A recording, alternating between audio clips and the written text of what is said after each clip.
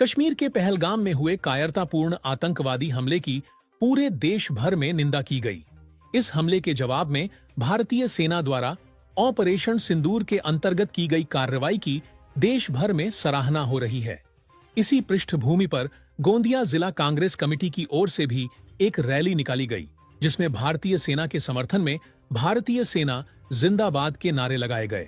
इसके साथ ही पटाखे फोड़कर और मिठाइयां बांटकर कांग्रेस कार्यकर्ताओं ने सेना की इस साहसी कार्रवाई पर अपना हर्ष प्रकट किया।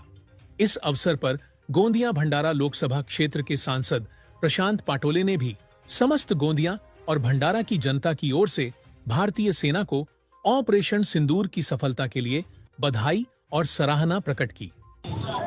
सर्वप्रथम मी भारतीय सैनिकांचा सेनांचा ऑपरेशन सिंदूर सक्सेसफुल केल्याबद्दल मी आपल्या दिलातून मनातून त्यांचा हार्दिक अभिनंदन करतो।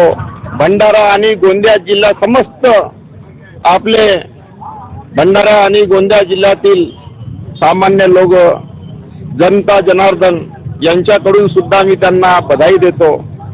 मागे झालेल्या पहलगाम येथे भ्याड हल्ल्याचं आतंकवाद्यांनी आपल्या सामान्य निष्पाप लोकांची हत्या केली होती आणि त्यांच्या विरोधामध्ये हे ऑपरेशन सिंदूर आज सक्सेसफुल करून दाखवलं।